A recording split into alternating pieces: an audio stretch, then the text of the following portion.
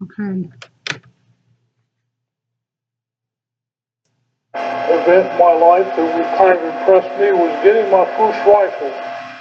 And I think I was about 13 or maybe 14. And for Christmas, I got a Savage 22 rifle. It was a 5-shot, had a clip you slipped in the bottom after loading 5 bullets in it. And I saved my money. Uh, at the time, I think we got either 25 cents or 50 cents a week allowance, my sister and I. And I saved all of my allowance until I could afford to buy a telescope for it. And as I recall, the telescope was only $9.95, less than $10.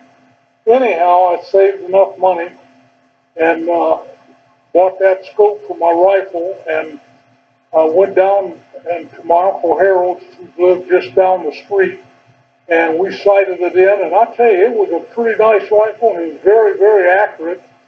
And so many times I look forward to Saturday, and I would take my rifle and go to the woods for the entire day and walk several miles probably along the creek down through the woods and see deer at times and seeing the fox a few times and there was also a quarry down in the woods that was that was my first swimming lesson, but that's another story. And going through the quarry, it was live almost with woodchucks and fox, and so I would shoot groundhogs when the chance came about, and once in a while get close enough to shoot a crow out in the field.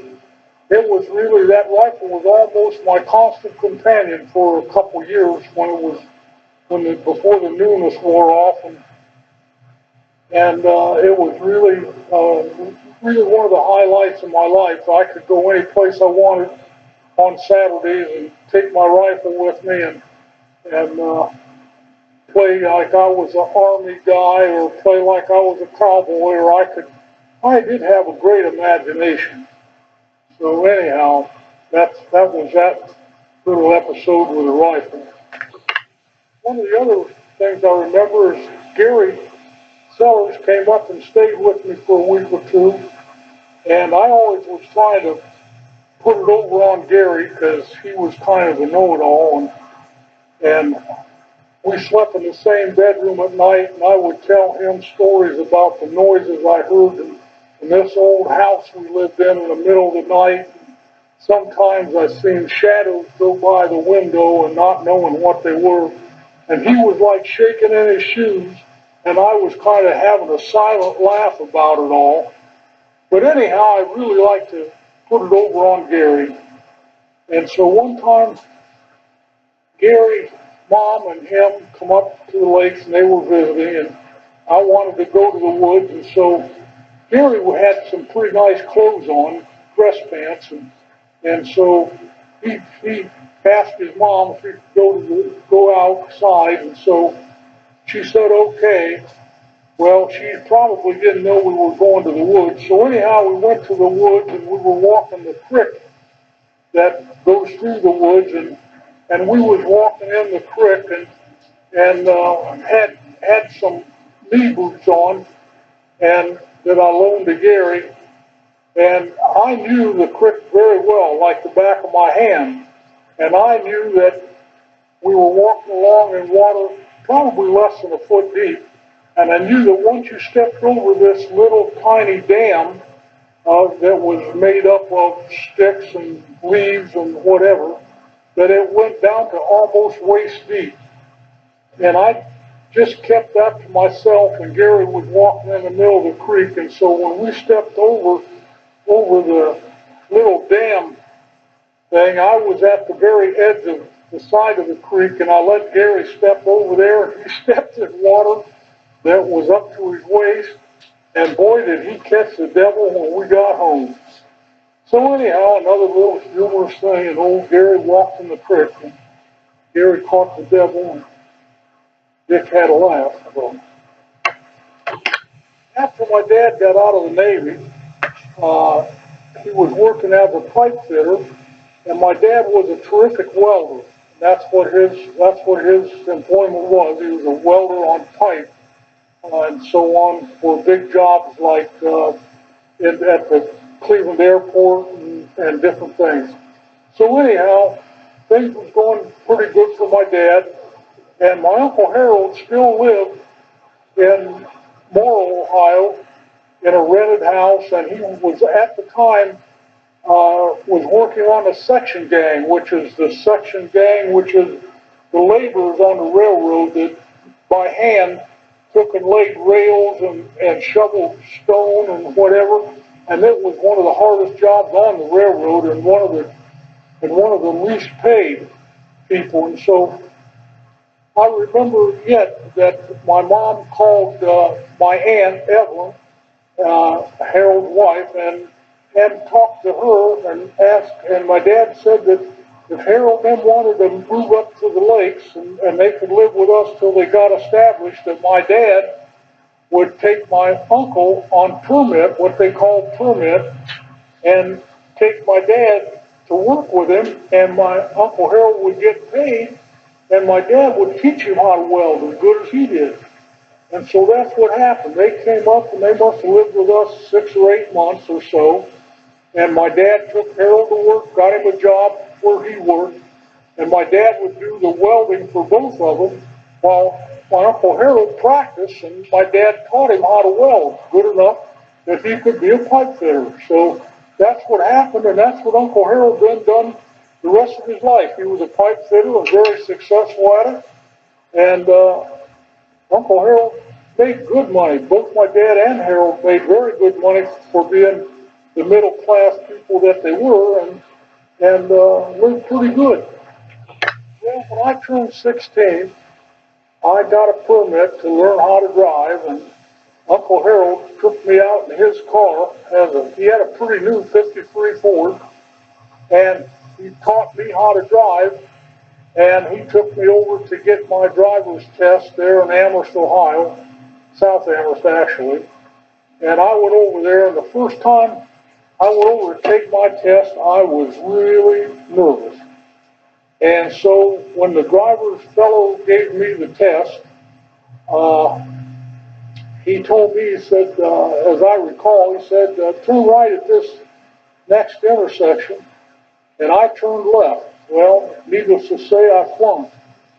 And so I failed and went home and thought it over, and then I worried constantly about having to go back and take that test again. And so I did, and studied some more and tried to pay better attention. And so the second time I went back, it was a breeze because I had been driving tractor since I was about 7 years old, and I knew how to back things up and this and that and park. And so the second time I went over, it was a breeze, and I whistled right through it. And my uncle told me when I went over, he said, Butch, he said, you're a good driver. He said, you can do all this stuff. He said, just don't worry about it. And that was a big support for me to take and go over and whisk through that exam. Well, when I was 16 for the summer, I went over and I went to work for my Uncle Manuel, who was my dad's oldest brother, and he owned a auto parts store and machine shop in Elyria, Ohio. And what happened was, the auto parts salesman would go around on his route in different directions, and he would take orders for auto parts and paint and all kinds of stuff for the automotive industry. And then the next day, I would take and follow him, and I would deliver whatever he ordered the day before. So I did that for one whole summer, and I drove my uncle's truck home in Brownhelm so I could live at home. Although I did live with my uncle for a little while before I got my driver's license, and I drove the company truck really, and Manuel was very good to me. Uh, it was an experience, and I would drive many, many miles actually in a week's time, I would go a different route each direction from Elyria and maybe drive 100 miles a day delivering auto parts. And I had to learn where body shops were and auto repair shops and so on. And it was quite a experience growing up for me. I did this 2 years in a row. However, the second year that I did that, I had a car of my own, and so I drove from Brown Helm to Elyria every day and went to work. I also played on my uncle's sponsored softball team, and that was a lot of fun. One of the other great things for any kid, I guess, is getting your first car. And so I really wanted a car, and my parents said, well, when you get a job and you can afford the insurance on your car and so on, you can have a car. Well, I worked for my uncle for 2 summers and saved what I could. And then we also sold fish off the trout line for 3 and 4 cents a pound, and that helped to buy school clothes. So anyhow, getting my first car, I looked around, and I found this 49 Ford convertible at one of the car lots there in Elyria, and it really, yeah, that was the car I wanted. And so I got Mom to sign for me, and I bought that car for $395, and I had a car. And this would have been about 1953, I guess, and or 54, one of the two. And I had my own car, and of course, all kids want to soup up their car. And since my uncle had a auto parts store machine shop, I bought a dual point distributor for it, which was the Spark, and it helped soup the car up a little bit. And then I took the heads off of it and had them planed down over at my uncle's machine shop. They planed them down an eighth of an inch or 125 thousandths to raise the compression on there. And when I got done, the car run pretty doggone good. And so trying to prove how good your car is, you race it around a little bit, peel the tires or whatever. So I had transmission trouble too, because I kept knocking the transmission out of it. And that's how I would jack the car up in the driveway in Brown Helm on a bumper jack and with no jack stands under it, and get underneath there and work by the hour replacing the transmission. This happened almost several times, probably 3 or 4 times I did this before I got enough sense to just take it easy on the car a little bit. Anyhow, as it turned out, I had that 49 Ford convertible when I moved to Marion in the summer of 1956. And that was my way to school. I drove to school every day and was kind of one of the few guys that had a car and was able to do that. Well, one of the another highlight of my life was going to jail. And I did go to jail. You know, it's kind of like a joke now, but it wasn't at the time. Anyhow, in the old days, like I said, I carried my rifle with me a lot, and I had that 49 Ford convertible, and I was with 2 of my friends, a guy by the name of Dick Logan and Ted Logan, and they were classmates, and Dick was older than any of us, but Ted was my age, and it was in the summertime, and we were going down to the river to swim. And so we went down to the river to swim, and the 22 rifle was laying in the back seat of my 49 Ford convertible, and I didn't think anything about it. So we went down swimming for a couple hours at the river, and then we left. And as we were leaving, we were climbing the dirt road, the lane up from the river, and I met a farmer on a tractor who I knew, and we passed each other and said hi and how's it going? Yes, okay. And we went on, and it was completely forgotten about it. Well, unbeknownst to us, someone had shot the big telephone cables that was about as big around as your arm, but they had hundreds of little pairs of wires inside of them. And somebody had shot them and did a lot of damage, tore up the wires inside of them, and a lot of vandalism. So anyhow, the Lorain County Sheriff did investigate this, and while investigating this, it came to light that they talked to that farmer, and they said, yeah, Butch Collins was down here, and I passed him, and he had a rifle laying in the back seat of his car. So you know what happened. They came to my uncle's place in Elyria where I was working and snatched me up and took me straight to jail. And I'm going to tell you, I was one scared person. Well, in them days, they had no juvenile facilities. They put you right in with everybody else. So they patted me down and they put me in with everybody else. And they forgot to take my class ring, which I was wearing. And after I got in there and I was sitting in the cell with another fellow, I felt in my shirt pocket, and I had about 3 or 4 22 caliber bullets in my shirt pocket. They'd probably been there for a day or two. So, but anyhow, the fellow I was in jail with told me I should probably flush him down the toilet so they weren't found on me. And anyhow, later on, my mom and dad, the next day, they come over there and they took my gun, of course, and they checked my gun out and discovered that my gun was not the one that had done damage to the wires, and so they turned me loose, and I wasn't on bond or anything. They just turned me loose and let me go home.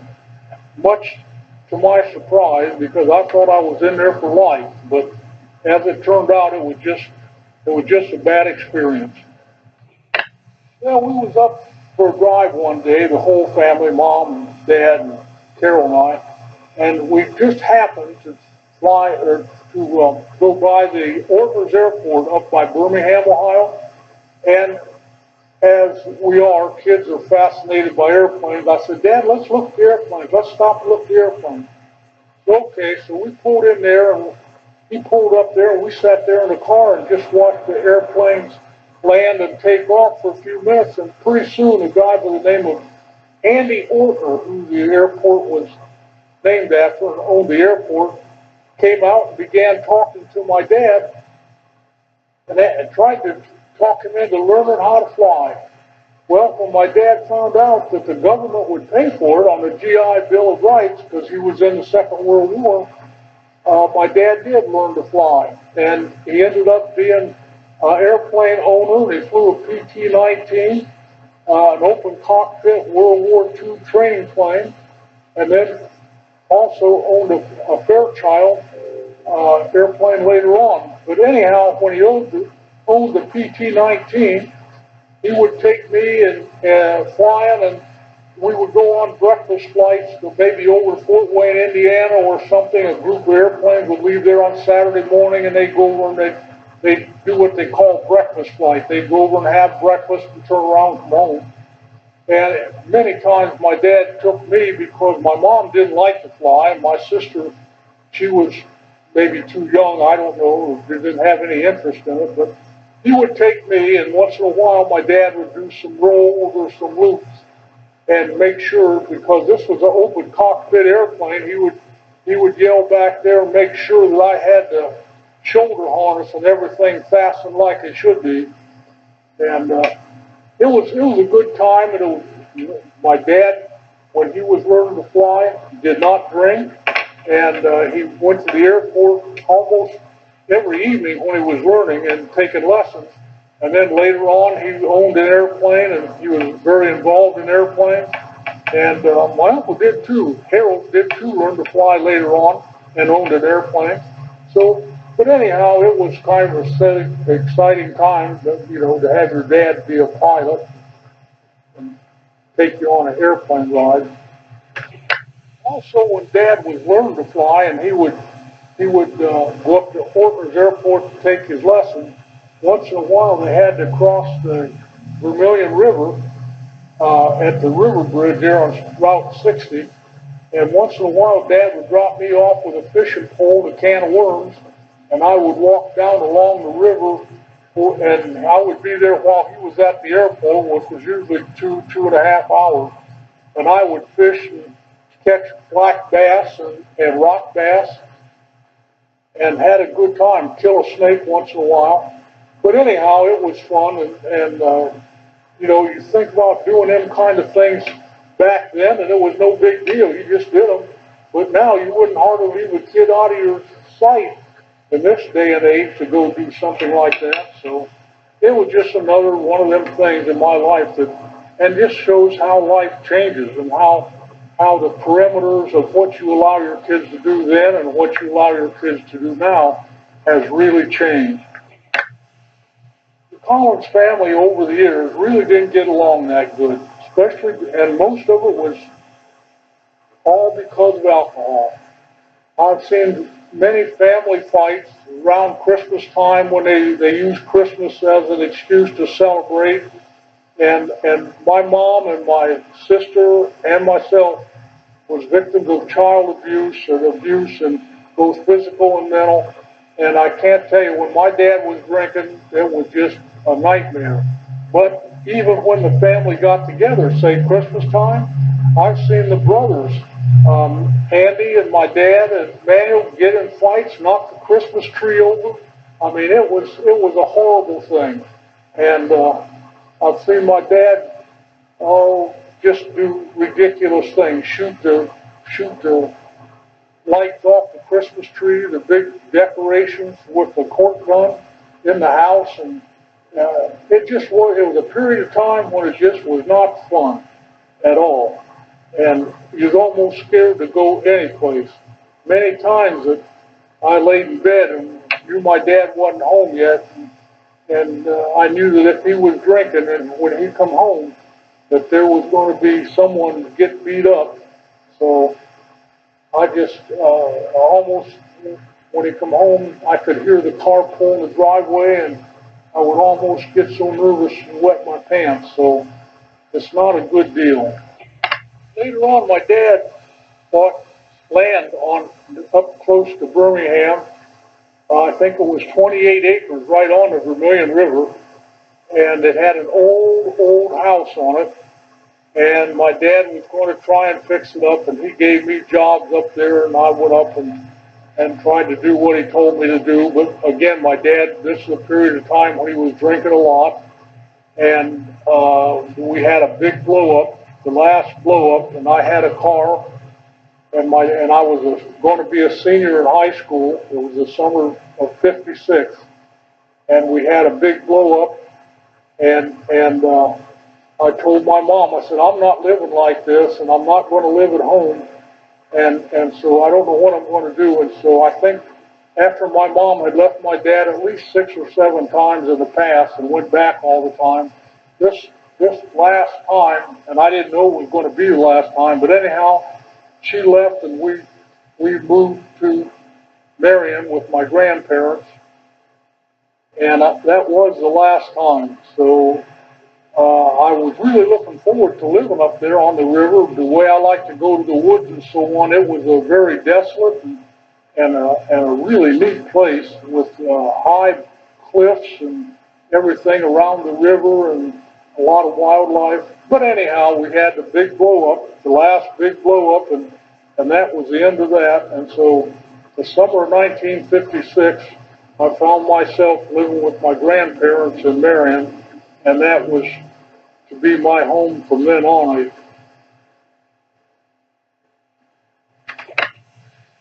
Summer of '56 there, just before we moved to Marion, we had already started practicing football at Firelands High School. And in the past, I had been the second string quarterback, and so being a senior, this was going to be my year to quarterback the whole team, be varsity quarterback. And Mr. Coleman, the assistant coach, took me by the arm and took me into the locker room and told me after I told him that I was going to move to Marion, I wouldn't be there for sports. He took me in the locker room and he showed me my uniform and hanging in the locker, and he said, it's going to hang here in case you get back. He said, it's going to hang here the entire season. And I'm going to tell you, that really got to me. I moved to Marion. I left in my own car. My mom was already living in Marion, And since I worked for my Uncle Manuel, I worked until, not a couple of weeks before school started. And then I moved to Marion. And I'm going to tell you, I shed many a tear in the drive from Firelands High School down to Marion uh, while I drove. I just really had a group of friends up there and was looking forward to sports, but I knew that it was just not in the cards. So I was on my way to Marion for good. Shortly after I moved to Marion, I had a 49 Ford convertible, as I said, and Gary and Monty were riding with me downtown Marion, and Gary had just came back from Midland, Michigan, because his mom and stepdad lived there, and Gary brought back a small cardboard box of fireworks, and he had them with him in the back seat of my 49 Ford. Monty was in the front passenger seat, and I was driving. The top was down. And we were at Center Street at Greenwood Street going west. And we were going slow. And we just pulled up to the red traffic light. And this was a period of time when Gary was smoking. He was a smoker.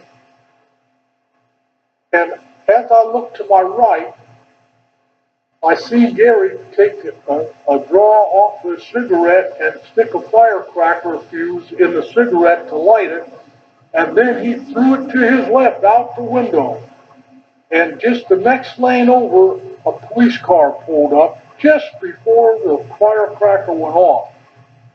And my heart sank, and I knew what was going to happen, and it surely did.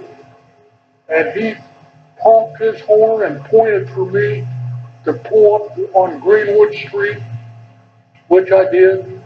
And then he got my driver's license and asked me what I was going on, and he took the fireworks and gave us a lecture, and then he said, follow me down to the police department, which was on Delaware Avenue. So we did.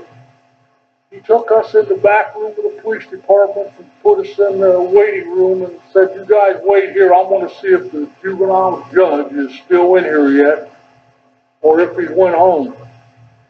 Well, later on I learned there was no juvenile judge. But anyhow, we let him know that Chuck Oswald was our uncle and see if that would help us get out of trouble.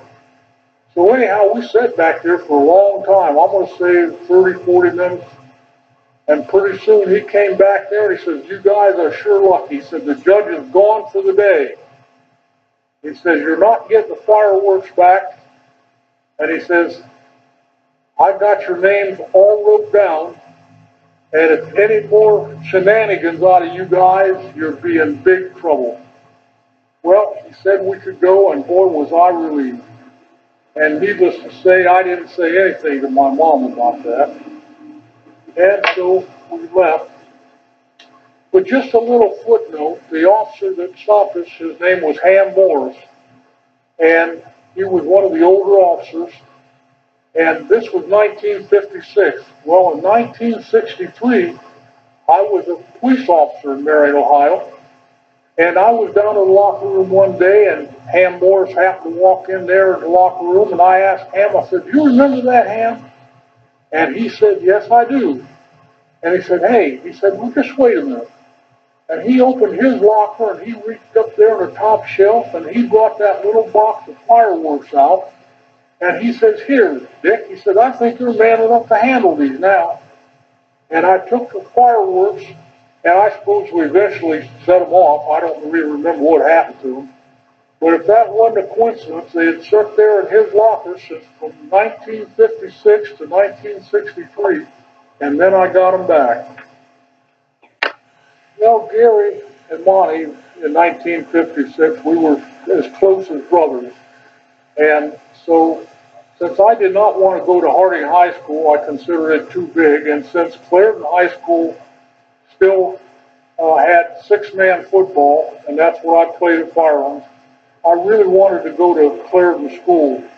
So Gary and Monty took me out to A.B. Augustine, who was the football coach and principal, to his house.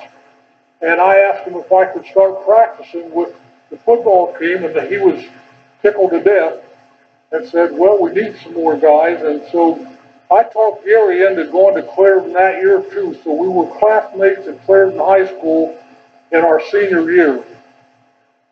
And we started practicing football, and I secured a place on the varsity football team as halfback. And we were undefeated that year and had a terrific football team, and had a great time. Just a great time. Then along came basketball, and also I played basketball. And Gary got hurt his knee and had to have it operated on while doing basketball practice, so he only lasted just a few games. And sports was a big thing for me, and that probably wouldn't have made it through school had it not been for sports. And we had a big time. So on the way to school, I drive to school, and I pick Gary up every day and take him to school. But a lot of times we stopped down at the filling station at the corner of 98 and 95, and they had a pinball machine there that they paid off on. In other words, every free game you got a dime for. And we got pretty good playing pinball, so we could go down there and we could make $5, $6, $7 playing a pinball machine, and then that's when gas was only 18 cents a gallon. And so we would take and put gas in the car. A lot of times we would just take and drive clear up to the lakes, just rather than do something else, or else we would take off and we would go down to Skeeter's pool room and play pool. But then when it come time to go to football practice, we would show up at the school for football practice. Nobody ever said anything about that. I don't know why, but I'm going to tell you, the last year at Clarendon High School, I lived happy days.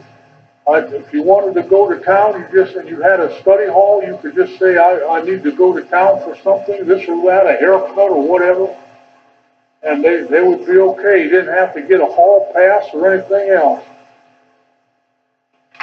Also, during the senior year at Clarendon High School, there was an underclassman.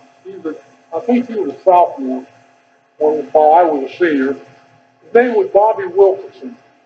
And this is back when long hair was just not popular. And Bobby just refused to get a haircut. He had a great big ducktail, what they called a ducktail, waving and everything. And we kept telling him, you're going to have to get a haircut, Bobby.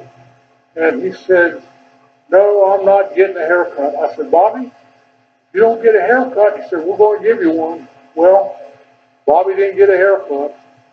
And so one day, some of the guys got together. I think it was Jack Maxim and Don McCoy, Jim, can't think of his last name. But anyhow, a bunch of guys got together, about 6, and one of them brought a hand sheep shears to cut sheep wool off with sheep with. And we took him behind the maintenance shed at Clarendon School and gave him a haircut. And then pretty soon, the principal, Mr. Augustine, got a call from Bobby's mom, and we got called to the office. And he said, I don't know who was involved on exactly, but he says, I trust it's not going to happen again. And nobody said a word. And so we was in the office for 10, 15 minutes while he gave us the devil, and really not knowing who was involved. And we got out of there. And in today's world, probably would have been a lot worse. We had a teacher come from West Virginia. His name was Mr. Wooster. And he was teaching vocational ag, and he really talked like a hillbilly. I mean, he was really through and through a hillbilly. Anyhow, nobody liked him, and I guess we didn't give him a chance. That's really what happened. Nobody liked him because of the way he talked, and he was never really given a chance. He might be an okay guy, I don't know. So anyhow, they pulled so many pranks on him and so many pranks, and so when it come close to Halloween, somebody put a goose under the hood of his car. He come driving to school with a goose under the hood of his car, and with his neck sticking out under one of the front wheels, and that was the end of it. He left, and I guess he went back to West Virginia. But anyhow, he told the principal, he said he just couldn't take any more, so he quit his job. Well, we laid a couple more of these stories. Bubby's got the hand, foot, and mouth disease, and we're not babysitting with him today, so Nick's watching him. So I got a little bit of spare time here, and I sure feel sorry for Bubby with all them sores on his mouth, his nose, and so on. He really looks a mess. But anyhow, here we go. We'll talk a little bit about the fall of 1956. And of course, in the fall, Halloween comes around, and I guess, during Halloween time, boys get to be pretty ornery, and we were no exception. So anyhow, we was cruising out through the country in an old Hudson. It had what they call the suicide doors on the back, and I didn't know the area at all because I was brand new to the area, but the guys with me took us out on Smeltzer Road past Lawrence Orchard, and there they had picked a bunch of apples, and the apples were sitting at the end of the rows. At the end of the road, several wooden crates full of apples was full there of apples. And so, of course, the boys thought they ought to have some apples, so they ran out there and brought a couple crates of apples back to the car and put them in the trunk, and then we heard somebody yell at us from the barn area, and we took off, and of course, I was the last one to jump in the car right ahead of them suicide doors, and they grabbed me, pulled me in. So everybody got a laugh out of that. And so then we continued cruising around, and most everybody in the car, there's about 5 or 6 of us, and everybody in the car is eating apples. And pretty soon somebody got the idea to throw an apple at a house, and so we stopped, and there 3 or 4 guys chucked some apples at the house, and pretty soon lights come on in the house, and we took off.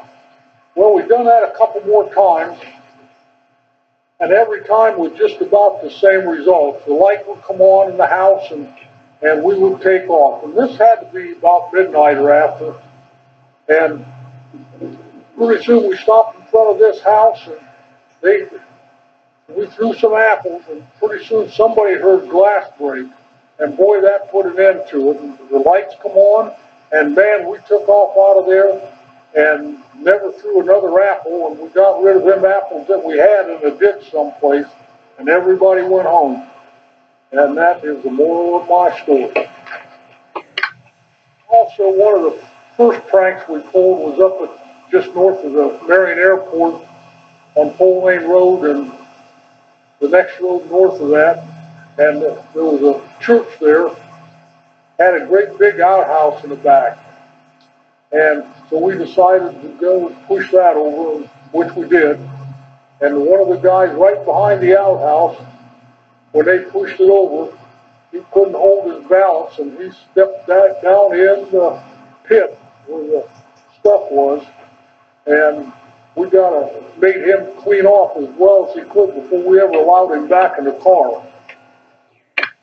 Well, shortly after I graduated, I wanted to go back up to Lake Erie and live where I'd always had lived. And so Uncle Harold lived in Lorain on Homewood Drive. And so I went up and I lived with him for about 3 months, and I worked at the steel mill in Lorain.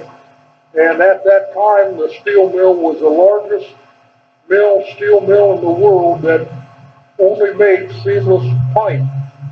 And the place was 7 miles square. And the only job they had open at that time was in the labor gang, which consisted mostly of minorities, blacks and Puerto Ricans and Mexicans. And so I was only one of the few just average white guys in there, and almost everybody spoke Spanish. You was left out of the conversation if you could not speak Spanish. And I seen arguments and fights every time I went to work over just little minor things, somebody taking somebody else's lunch sandwich or whatever. But anyhow, I worked there for 3 months, and one of the big jobs was cleaning out the soot from the open hearth furnaces down in a tunnel light that was just wide enough for a wheelbarrow. And we would go down in there, and we had to check out boots that had wooden soles on them because it was so hot down in there, even after that furnace had been shut down for a week. And we could only work down there 15 minutes at a time, and then you come up and you didn't have to work for 30 minutes. So anyhow, we were lowered down into the tunnel, and they had a mechanism there that when we filled a wheelbarrow, we pushed this wheelbarrow on a platform, and they raised the platform up with a winch and on ropes, and then they would empty the wheelbarrow and put an empty wheelbarrow down there. So we had to do that, and we could get about 4 or 5 wheelbarrows in 15 minutes, and then the next crew would come down for another 15 minutes. So I worked at that, and that was one of the most miserable jobs that I was ever involved in. So that was an experience, and the big furnaces, the big cranes, and they had their own railroad track in there, their own engines and everything. It was quite a thing. Yeah, not too long after my first wife Nancy graduated, we got married, and we were married 10 years and had 3 little ones, Butch, Chris, and Billy. And I was working at Tecumseh Products. I got laid off from there, and so I moved up to live with Uncle Harold in his basement for a period of time, and went to work at a place called Fruhoff Trailers that made semi-trailers. And up on the board came some work jobs that paid more money than I did as a laborer, and one of them was welding. And so I went to welding school at Lorain High School, adult lessons, and learned to weld well enough to pass a welding test at Fruhoff, and then my wages went from about $6 an hour to about $8.50 an hour, which was really a big jump in them days. And so I did that, and then my grandmother in Marion sent me a newspaper clipping where the Marion Police Department was going to hire 6 new policemen. And I never really thought about it, but it stuck in my mind that maybe I could work at the police department, and I certainly wouldn't have to be worried about being laid off. And so I made arrangements to come down to Marion on that day and take the test, civil service test to be a policeman. But also on the same day, the Lorain Police Department was given the test.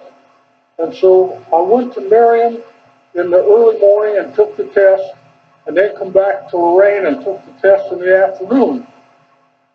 And I had decided that the first one that called me, if either one of them did, that is where I was going to spend the rest of my career and settle down and make a career of it.